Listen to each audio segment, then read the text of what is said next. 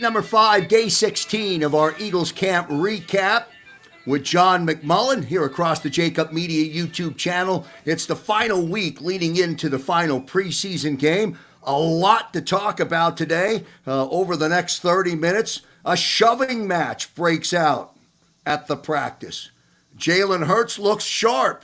How sharp was Jalen Hurts? We'll talk to John McMullen about it.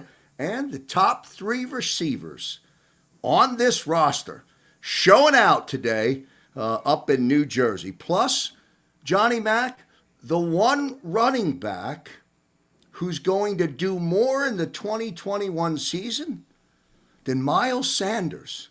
How about Kenny Gainwell? Is that possible? We'll talk about that as well as we bring you our Eagles camp recap with John McMullen, and we bring Johnny in to kick us off. Johnny Mack, how are you, sir? I'm doing well, Krause. I do think, it's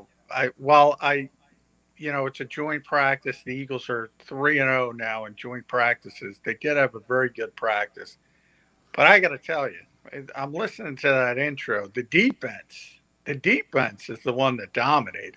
The offense had their moments, and they certainly performed better than the Jets defense. I would give them the edge as well, but it was a lot closer. As far as the Eagles defense versus the Jets offense, that was like a Eagles-Patriots preseason blowout from the Eagles' perspective. I mean, they just dominated Zach Wilson in that Jets offense. We'll get more on the Eagle defense as we roll into this. The defense, by the way, if you go back and review all previous 15 reports that we've done, you might find it a challenge to find audio, Johnny Mack, where the defense didn't dominate at practice, didn't dominate when they were performing either at the NovaCare complex or even in the two-a-days against the Patriots. Yeah, I mean, they've been really good this summer as a whole. And I think, part of the reason what happened last week in the game was that everybody sat. Those top 6, really 7 defensive linemen didn't play. And they were back today. Fletcher Cox was there. Javon Hargrave had his best practice of the summer, and he's had a great summer overall. Brandon Graham, Josh Sweat. The only ones that weren't there who are still banged up are Derek Barnett and Ryan Kerrigan. Ryan's doing some work off to the side, but that starting group, and you include Josh Sweat, I mean, they were just lights out today. And I think if you're going to spin a positive framework on this Eagles season, it should start right there because that defensive line has got a chance to be special.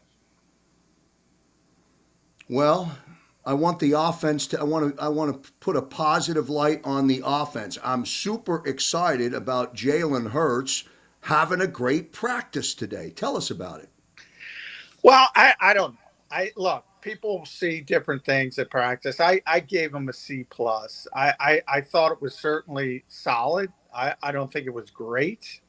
I can see why some people might spin it a little bit more than what I thought it was because you've had some disappointing practices. And when you see positive signs, you kind of jump into the deep end of the pool. And by the way, it's not just Jalen Hurts. I think when you talk about those 3 receivers you mentioned, Devontae Smith, Jalen Reagor, Quez Watkins, especially with Jalen Reagor more than the other 2, you need to see consistency, not only from practice to practice, from play to play, route to route. And I'm still not seeing that from Jalen Reagor. Occasionally you see the spectacular plays. We've talked about the one-handed catches back at the NovaCare complex. He had a touchdown today on a hurry-up drill that was helped by 2 defensive penalties from the Jets. So there's positives, but yeah, I wouldn't go overboard with the offense. Just saying that they probably had the advantage over the Jets defense. John, in the practice setting, how hard is it to make a fair evaluation on a quarterback like Jalen Hurts, who's going to use his legs in real game action. You're not going to get to that point in a practice setting like this. And I almost wonder sometimes if we're overcritical of Jalen because he never gets to extend the play. I know you know that term very well. He never gets to finish or to create in this practice environment. No, that's a big part of it. I've asked Jalen that question myself a couple days ago before he got sick, and he admitted there is a little bit of frustration when you hear that whistle blow to protect the quarterback, and he kind of knows, well, he's not going to get sacked there. He's going to be able to get out and do some things. And I think you saw it with Cam Newton as well, similar type player, veteran player, but similar from the standpoint of he can extend plays, and maybe he's not as good a practice player as he is a game player. And then you see him show up in the game, and he does some really nice things. I think that's a legitimate point. I bring it up often if people are listening closely.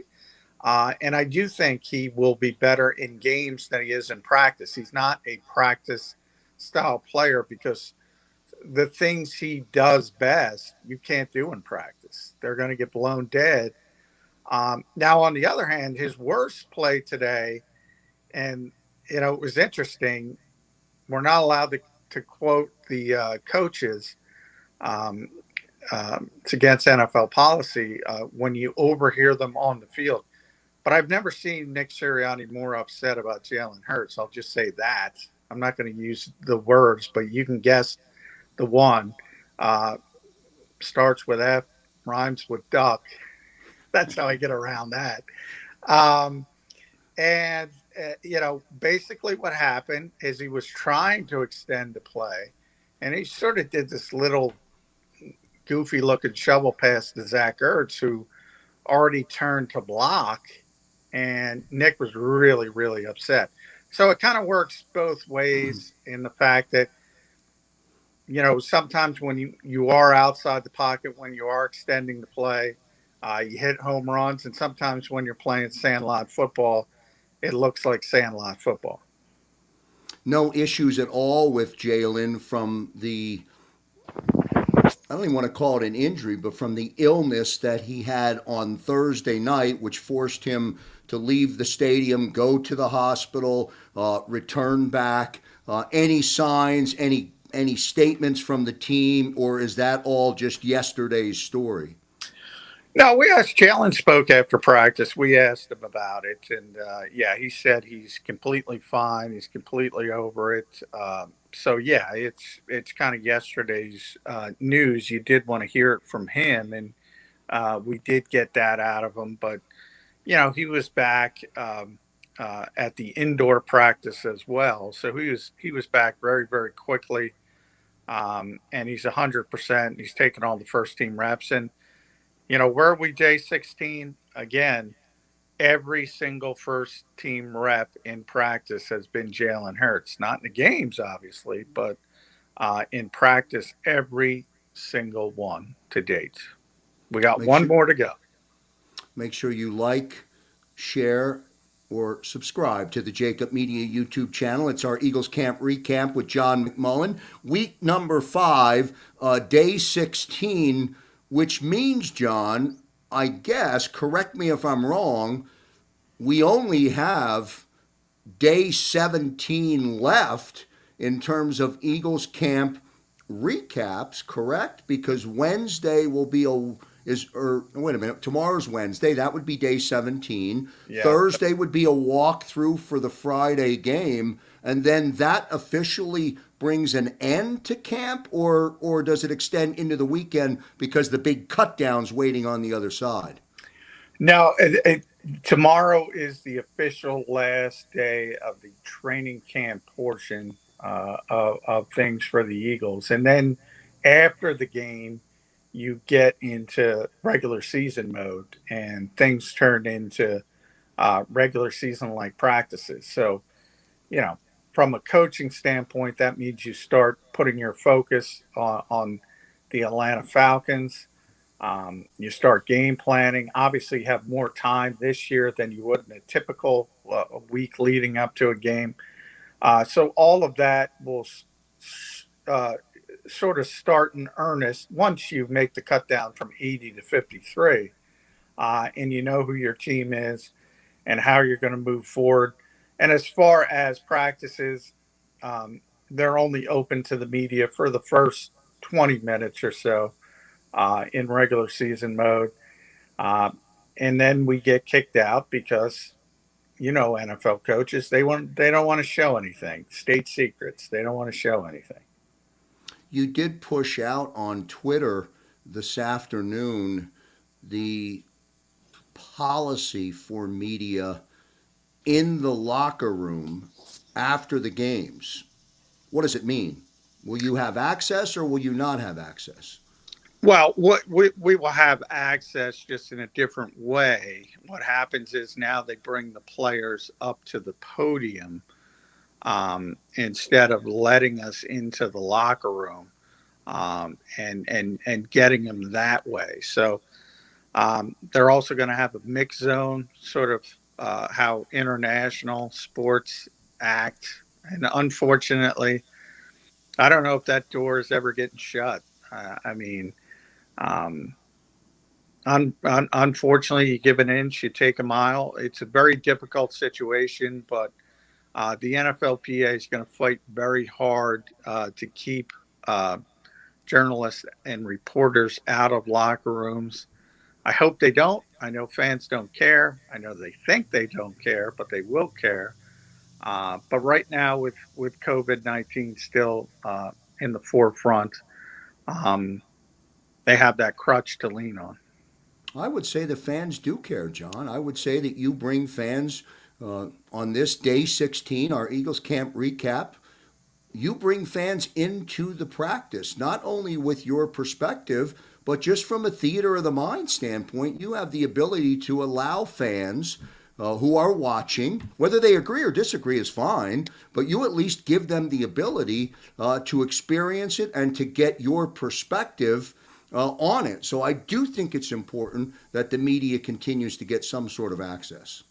Yeah, and we will. I mean, we're going to get access. It's just going to be a different type of access. And it's just a little bit, from our perspective, which is a little bit inside baseball, it's just much more difficult to get one on one interviews than it has been in the past. So that's the biggest uh, disappointment for us. But again, that's not a big deal. We'll find a way to get the questions, and we're going to have access after every game. It's just going to be in a different format.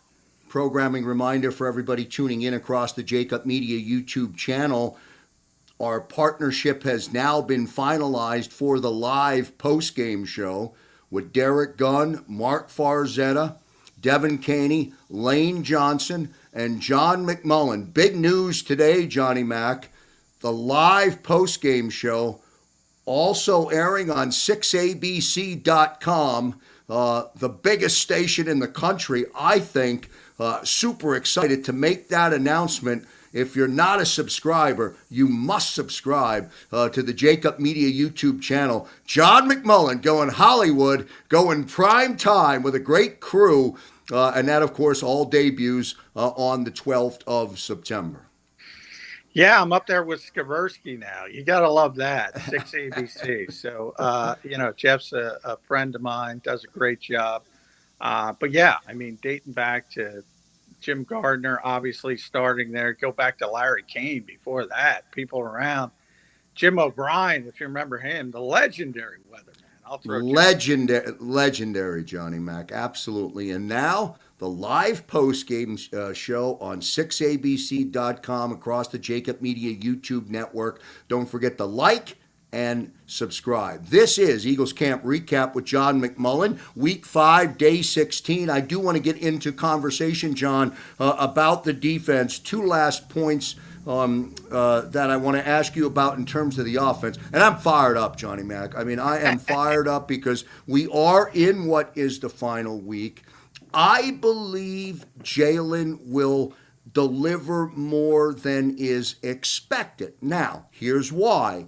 If you go back to the 2020 season, I remember a lot of your analysis, but the one point that I remember out of that season, the best part of the Eagles' offense in 2020 was the offensive line. Now, that with the caveat that they had 12, 13, 14, 15 different configurations of the offensive line, and still when the season ended, you felt as though the offensive line was the best part of the unit. Now, here we go into 2021, and again, can you make the same statement, at least right now, that the offensive line, the starting offensive line, is the best part of this football team right now? Yeah, I think, well, you can argue the defensive line, which we're going to talk about. But yeah, those two groups, and that's by design. I mean, that's what the Eagles believe in. That's what Howie Roseman believes in. And really, it goes back to Joe Banner and Andy Reid. You build up front on both sides of the football, and that's where the Eagles are strong. Um, on the offensive side, the question, of course, is health. But if Lane Johnson is out there, Brandon Brooks is out there, Jason Kelsey is out there um, for close to 17 games, yeah, they're going to be really good on the offensive line. And I just mentioned how good they could potentially be on the defensive line. Look, I say it all the time. If you can block people and you can rush the quarterback, you can win a lot of games in this league, even if you struggle in other areas. Might not be pretty all the time, but you can win football games if you can do those two things. And at least on paper, the Eagles have a chance to do those two things. Brian Baldinger on the National Football Show with Dan Sileo today was talking about Jordan Mailata. Baldy loves him. Baldy was ground floor on Jordan. I'm going to paraphrase it because I don't remember the exact quote. You'll have to go to the National Football Show with Dan Sileo to listen to the exact clip. But he said that in my words, listening to Baldy, he has the ability to be one of the best in the league this year, right now, 2021. Yeah, I mean, he does. I think, and you can get Jeff Stoutland in his more honest moments, and he will tell you that, look, when Jordan is good, he's what Baldy just said. He looks like one of the best offensive linemen in the NFL. The problem is there's not the consistency from snap to snap. And you saw a lot of lows last year as well. And that's what Jeff Stoutland's trying to eliminate. The good news is you have that kind of player with that kind of ceiling, and he's the fifth best player on the offensive line of the Philadelphia Eagles right now. He's the fifth best one. And if you look around the rest of this league, and I talk about it all the time, I mention it to Jeff Kerr all the time when he's filling in for me. This is an offensive line deficient league. And if you look around other teams, saw today with the New York Jets and Dan Feeney, couldn't do a thing with Javon Hargrave. There's a lot of bad offensive lines, a lot of bad offensive linemen in this league. And the Eagles got three all-pro level players. They got a good starter in Isaac Seumalo, and they got a player with a high ceiling in Jordan Mailata. That's top five at worst. Our producer Xander filled in the blank for me just to make sure I deliver the story with clarity. Baldinger said the potential to be the best, and I think that's basically how you described it. So with that statement, and with the fact that it is a big, ugly, deficient league, is Andre Dillard going to make this squad? You would think yes, because for depth, but you would think other teams around the league have a big interest, have an expressed interest in getting Andre Dillard. Yeah, I mean, you can trade Andre Dillard. The question is, you'd be trading him at a low point, and obviously, it's the old stock market saying you want to buy low and sell high. So this is not necessarily the time to sell on Andre Dillard because his value is potentially at its lowest. On the other hand, you have so much depth. Brett Toth is a guy nobody talks about very much, but this team likes him a heck of a lot, and they want to find a way to keep him on the 53. Um, they signed LaRaven Clark to be a swing tackle who was with Nick Sirianni and so many of these coaches in Indianapolis. Um, we haven't seen a ton of him because he's coming off an Achilles injury, but he is back at practice. Um, we talk about Jack Driscoll, Nate Herbig all the time as backup players. Matt Pryor's another player they might try to trade. They have impressive depth as well. Although, when we talk about depth, they're good depth players, and I always say you have to put it in context, as I just mentioned with the rest of the league.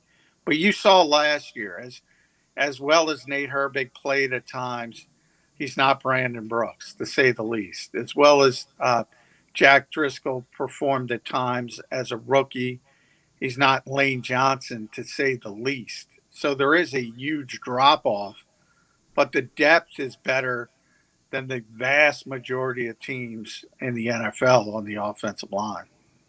4 p.m. today was the deadline to get to 80, and then the move in a week from today is the big one to get down to 53. I don't really know if Joe Osman was a surprise. I guess he probably wasn't going to make the 53-man roster anyway. But he's been hanging around for a couple of years. I mean, his name has come up randomly. The guy's been hanging around. What happens to him now? Does he, if he clears waivers, will they re-rack him? Will they sign him? Will they offer an injury settlement to him? And will he get picked up elsewhere? Yeah, I mean, he'll get another opportunity. He might even come back here at some point. I mean, he suffered a concussion. Anytime you waive somebody injured, that is an indication you're going to work out an injury settlement with them. So that is what will happen. And then he'll be free to sign anywhere. If the Eagles want to bring him back, they have to wait 6 weeks after that injury settlement is finished. Um, but we just talked about Jordan Mailata. Jordan Mailata, he calls him Smoking Joe Osman. He gives Joe Osman more credit than anybody for developing him as a player. Was a Wow. great practice squad player. Jim Schwartz used to rave about him. Even Mike Rowe, when he was here as the offensive coordinator, used to rave about him for getting the offense prepared. Just a really hard worker. And man, if you go back to 2019, he was going to make this football team. And he tore his ACL in August at an open practice at Lincoln Financial Field. And he the thing about Joe is he's very small for a defensive end, but he was unbelievably explosive. And I don't think he had the same explosion coming back from that ACL. Hasn't shown it. This year he got moved to linebacker. So he's always up against it. And unfortunately, because he's a great guy to have around, great guy to have on your team, because he's such a hard worker.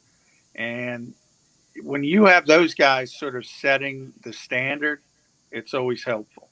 Nature of the beast in this business. Next week's the big one, as you said, getting down to 53. I want to stay on the defensive side of the ball, but I do want to finish up from an offensive standpoint. I want to get your opinion on Kenny Gainwell. I think this draft pick is going to do great things with this offense. Are you seeing any flashes of that? Is he being used more with the first offense? Tell me a little bit about Kenny Gainwell.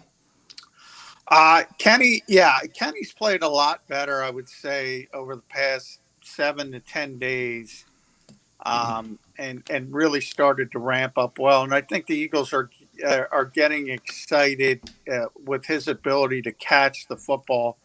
That's what he did so well at Memphis. And that's what the Eagles need because they have Miles Sanders. Miles is going to be the top running back. I go back to your opening, Krause. Miles Sanders is going to be the Eagles' top running back. But he has struggled catching the football. And the Eagles' offensive coaches from Nick Sirianni on down have said, we're going to use the committee. So they need somebody to take over that third down role. I don't know if it's going to be Kenny Gainwell week one, but I think the hope is that he gets up to speed to take over that role at some point. And even Miles himself, we talked to him on Sunday, said he's got the best hands on the team from a running back perspective. Um, I think everybody's excited, and he seems to have turned the corner a little bit, at least from the perspective that he struggled a little bit at the beginning of camp, as most rookies will. And things seem to be slowing down for him. You want to learn more about Kenny Gainwell, just jump on the JAKIB Media YouTube channel and go back to our draft report.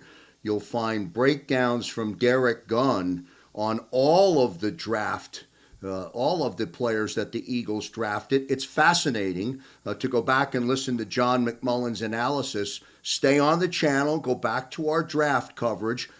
You'll learn a lot. You'll find out some information about Kenny Gainwell, or at least you'll be able to listen to what was said and apply it to how it is today in real time. Johnny Mack, defensive side of the ball. How's Steve Nelson, Darius Slay? How's that combo doing? You've had a couple of weeks now to digest Steven Nelson coming here. Still look as good as he did when he first arrived? Yeah, well, I think what Steve has brought, and I've said it pretty consistently, is competency to that other spot opposite Darius Slay. Darius has been great. He's having a great training camp. I don't think people appreciate just how good he is as a cornerback in this league. I think no matter who you are, Jalen Ramsey on down, the way the NFL is set up in 2021, there are no more lockdown corners. So fans think somebody's going to completely shut somebody down. You're just not allowed to do that because of the rules of the game. Slay's as good as you're going to get in that type of environment. And then Steve Nelson has brought tremendous physicality. I think that helps. It not only helps the defense, I think it helps those young receivers, Devontae Smith, Jalen Reagor, Quez Watkins, because he gets real physical with them. And they're going to see that. They're going to see that when teams start game planning for him. So I think it's a positive from that perspective. He's not the best when it comes to speed, so he occasionally gets beat on the deep ball. But I got to tell you, man, if you were thinking about throwing Zach McPherson or Mike Jaquette out there, and that's what the Eagles were thinking, Steve Nelson's a huge upgrade. Offensive line of this team, defensive line of this team. I know you say it's close. How close is it? The defensive front, the defensive line is good. It's a good defense. Yeah, it's really good. I think the defensive line's a little bit better because the backups, and I'm talking about, you might not even consider Josh Sweat a backup anymore, but if you don't, then Derek Barnett is, and Ryan Kerrigan is, and Milton Williams may be the most impressive rookie on this team in training camp. And I say that, Devontae Smith missed a lot of it. So I'm not saying he's better than Devontae, but just he's been there every day and he looks like a good player. You don't even question the starters. Fletcher Cox, Javon Hargrave, as I said, is so much more comfortable this second year. He's dominating. Brandon Graham's still playing at a high level. I mean, they go seven deep, and it's really, really good. Eagles Camp Recap with John McMullen. It's week 5, day 16. Couple quick notables. How's our good friend Vinny Curry? Benny actually is on the NFI list with the Jets, unfortunately. So he's on the non-football injury list, and we'll see. I didn't see Benny today. He was I was not, going to not ask you, on. did you see? I was going to ask you, did you see him there? No, yeah, because he is on the list, the NFI list. I'm not sure where he is, so I got to do some homework as far as coming back, and if he's going to come back. So a little bit of a disappointment there. In fact, I think the Jets just made that move today, so not a positive sign for Vinny, who was a really good player. He was part of that sort of that defensive line here, where he was one of those backup players that made the depth so impressive. And even before that, people kind of forget he was the starter in the Super Bowl season. Derek Barnett was the backup. So for years, this defensive line has been really good and really deep. Before you award your training camp game ball for today, Zach Wilson, through the eyes of John McMullen, what'd you see? Did not have a good practice today because the offensive line kind of let him down. Didn't have time to throw. Was very uncomfortable. But boy, I mean, I've seen him in the preseason a little bit. But he can sling it. So if they are able, I always hear is insert name Zach Wilson, Trevor Lawrence, Justin Fields, Trey Lance. Are they going to live up to the hype? You got to build a team around them. Nobody can win by themselves in this league, and Zach Wilson just didn't have time today. But I am really impressed. Just his arm strength and how he can sling the football. It's pretty impressive. Just ask Carson Wentz, but that's for another conversation. Finally, Johnny Mack is. By the way, is Jalen? Has he been named the starter yet? No, he has not. What are they waiting for? Yeah, give him the title so this guy can go get it done. Honestly, and I'll ask Nick. Nick's talking tomorrow, so I'll probably ask him after the game, after the final preseason game. To be honest, we haven't asked that question in a while because he wasn't going to name him the starter. So at that point, you're just wasting time. Yeah, but he's the starter. You don't have to worry about it.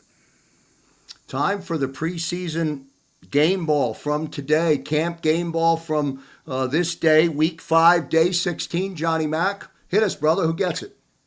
Oh, it was a runaway today. Javon Hargrave, I said, had the best practice he's had. He's had a great summer, and this was the best day of them all. I mean, he just completely dominated every aspect of running game. He was pushing the pocket. I just mentioned he had Zach Wilson very, very uncomfortable. Even started a little shoving match today. He was so dominant. And it was poor Dan Feeney, I think, who got most of the damage. And I got to tell you, Hargrave was one of those guys who, maybe was a little bit uncomfortable coming from Pittsburgh to Philadelphia last year. Remember, not only did you have no off season due to the pandemic, he never got to meet any of his teammates in person. Everything's virtual. Just a really weird vibe for him to come in here. He's just so much more comfortable now, and you see it on the field. He's a really good player.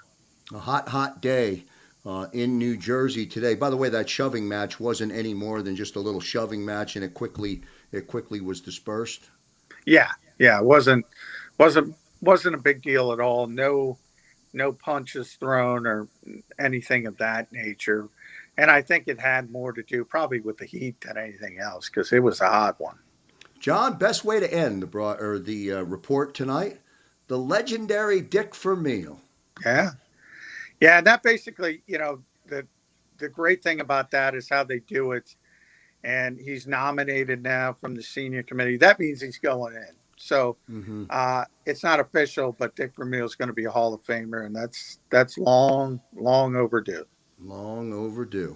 our Eagles camp recap with John McMullen. Week 5, day 16 across the JAKIB Media YouTube channel. Like the video, share, subscribe, and watch for us on 6abc.com. Keep it right here on the JAKIB Media YouTube channel. Thanks, Johnny Mack. Thanks, Krause. If you missed any of today's show on the JAKIB Media channel, listen to the podcast on your way home. Available on YouTube, Apple, and Spotify.